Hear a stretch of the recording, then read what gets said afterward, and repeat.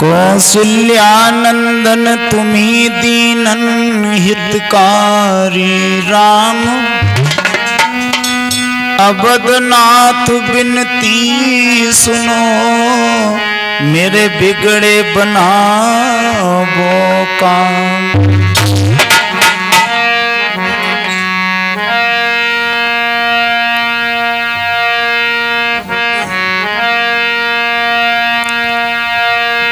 श्री कृष्ण भगवान को, श्री कृष्ण भगवान के चरणन शीस नवाए, तो बंदो जननी जनक पद कीजियो मोर सहाय।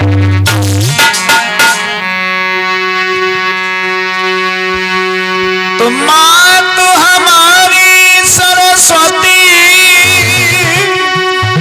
अकारी पुत्र गणेश,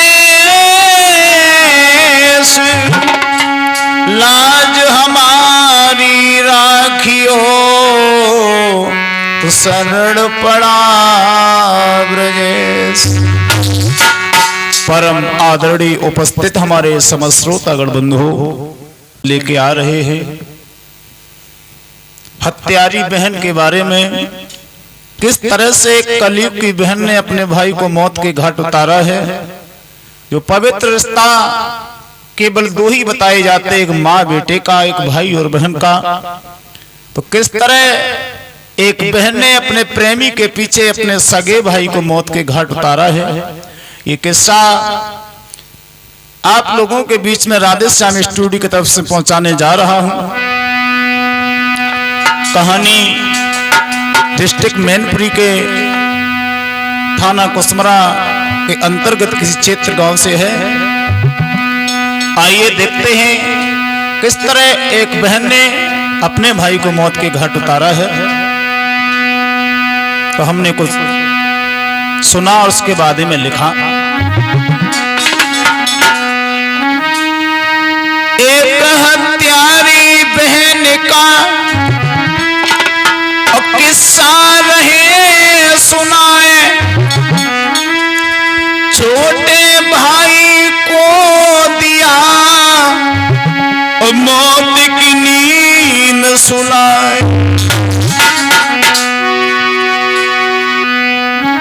माता पिता के मिल गए और मिट्टी में अरमान,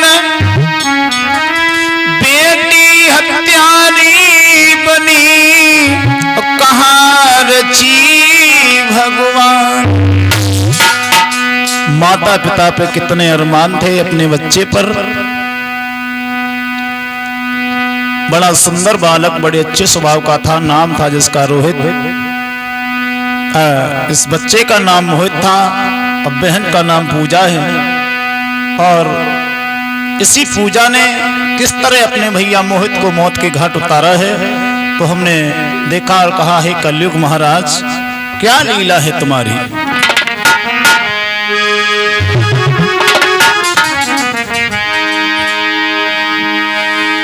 अरे हे कलयुग महाराज जगत में, और कैसा तुम अन्याय कर रहे। कहते कहते हम थक गए।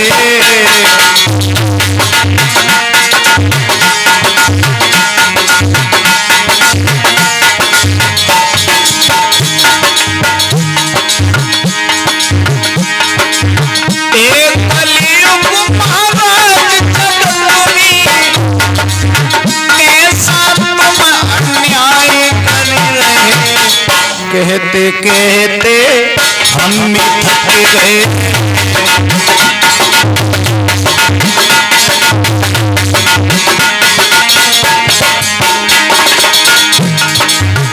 क्या हो रहा है हमारे इस कलयुग में। पवित्र रिश्ते को बहन ने किस तरह से गंदा किया है। आइए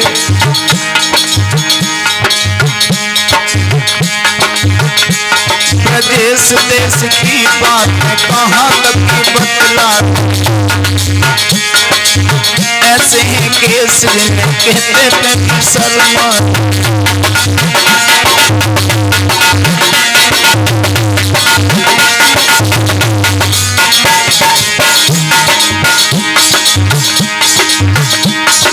आजकल के अन्य आपसे दिखाता नहीं, इसके सवार सिर पे और कुछ बात नहीं।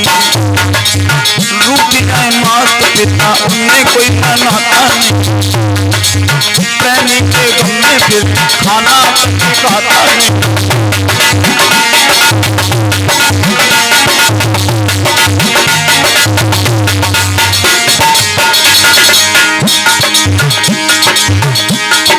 ऐसी दर्दनाक कथा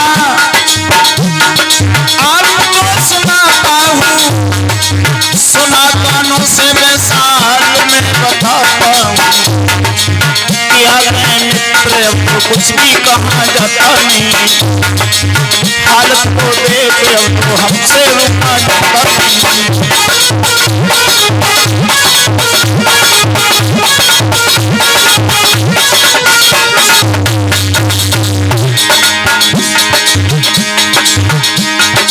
ऐसी दर्दनाक कथा आपको सुनाता हूँ, हत्यारी बहन का ये किस्सा मैं गाता हूँ।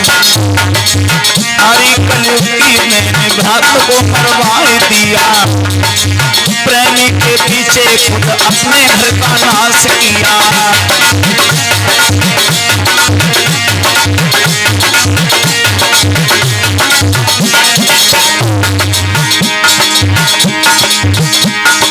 इस पूजा ने अपने प्रेमी जितेंद्र के साथ मिलकर के अपने भाई मोहित की हत्या की है।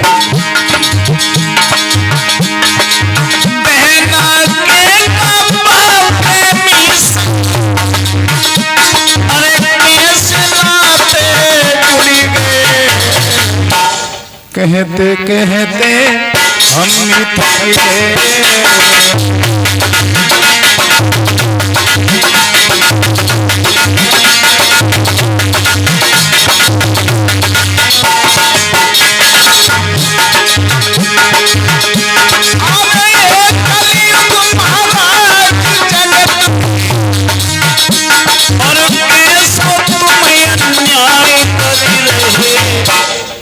कहते कहते हम थक गए।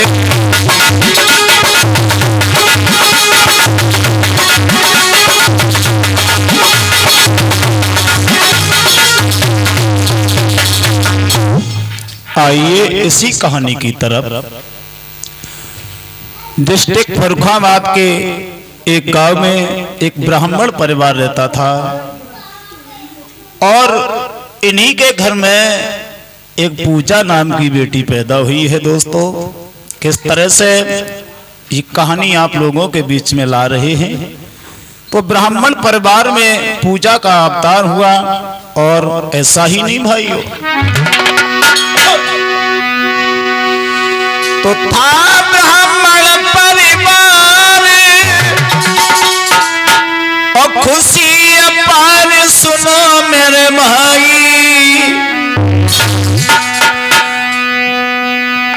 घर में जन्मी एक कन्या ने एक छोटो मोहित भाई।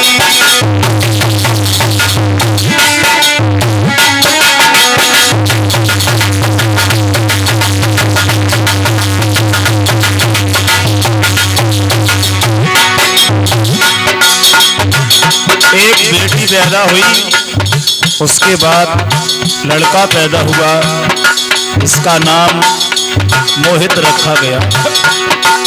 और बेटी का नाम एक पूजा है सुहना। सुनो ध्यान सदा के भाई,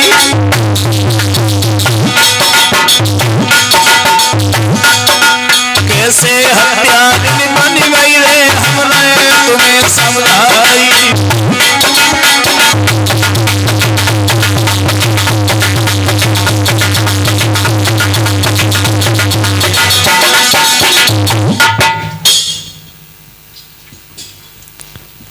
लड़की का नाम पूजा रखा गया और ये धीरे धीरे सियानी हुई है।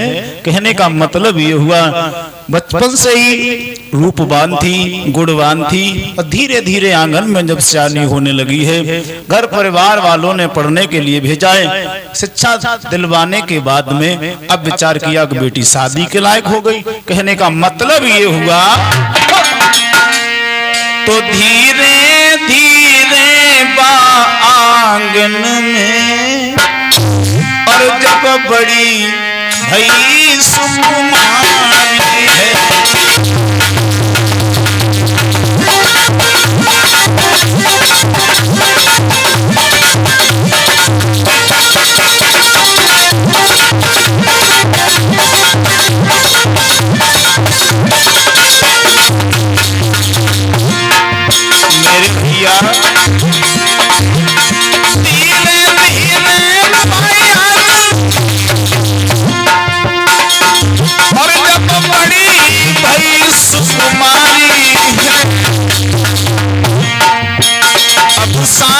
मेरे भैया संग करें सबके दिल चिंता बारी है।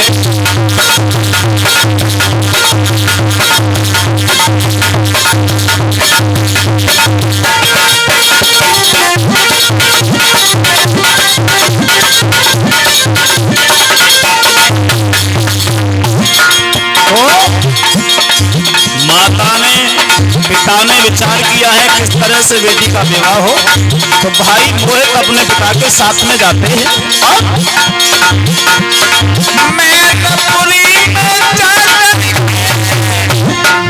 और बेटी की करी सगाई है। भैया मोहित ने रो रो के बहना की करी विदाई है।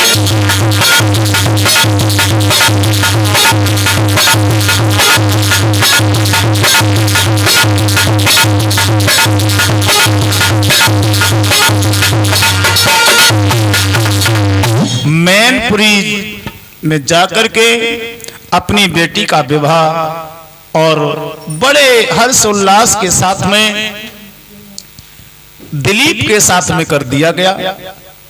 अब दिलीप जब दूल्हा बनकर के आते हैं तो मोहित ने अपनी लाडली बहन की शादी बड़े भाव के साथ में दिलीप मिश्रा के साथ में की। कहने का मतलब ये हुआ भैया मोहित ने कारोबार और वैदिक विधान के साथ किए, काफी धन दौलत दे करके बहना के पीले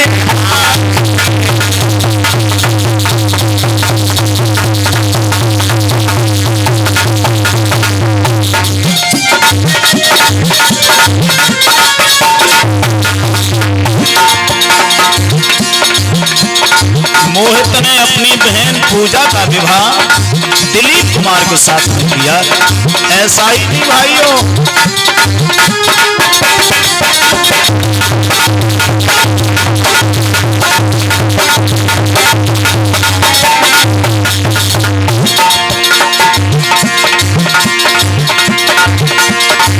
अरे दिलीप कुमार के संग पूजा की तई थी भमरिया, सोई बन के दुल्हन पूजा आई, रही रही उनके भवन मझा।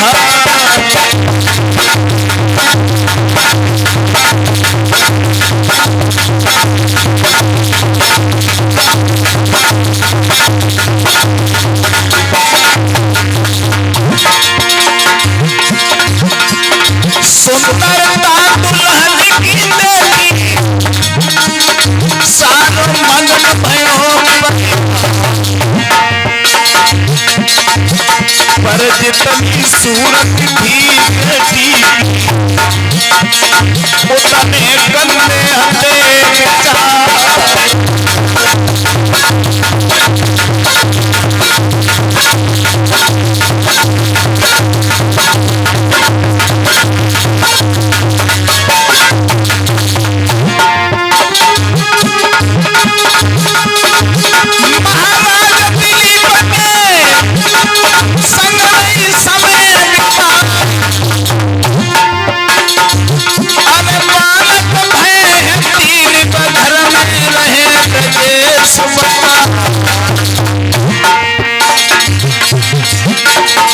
भैया होनहार बलवान कथा सुनो लगाई है। भैया होनी है रे बलवान समय को चक्कर भारी है।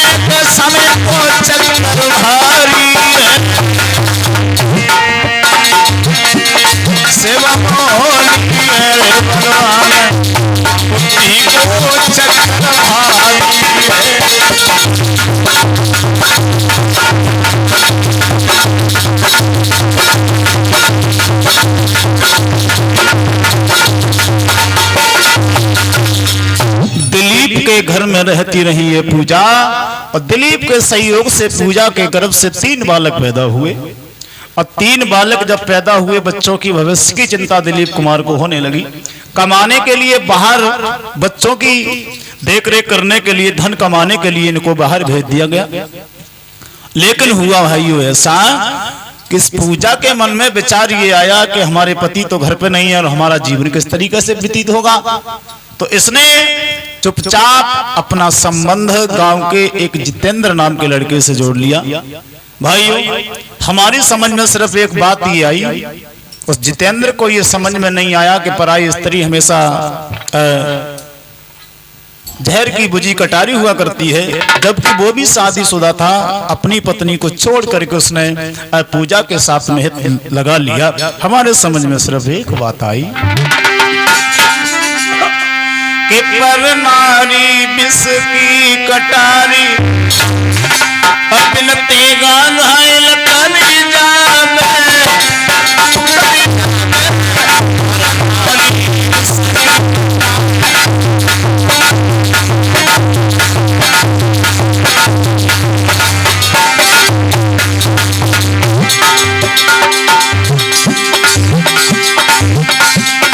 आजकल के नौजवान को परनानी बुद्धि से ये नहीं सोचे जो चार की मुझी कटारी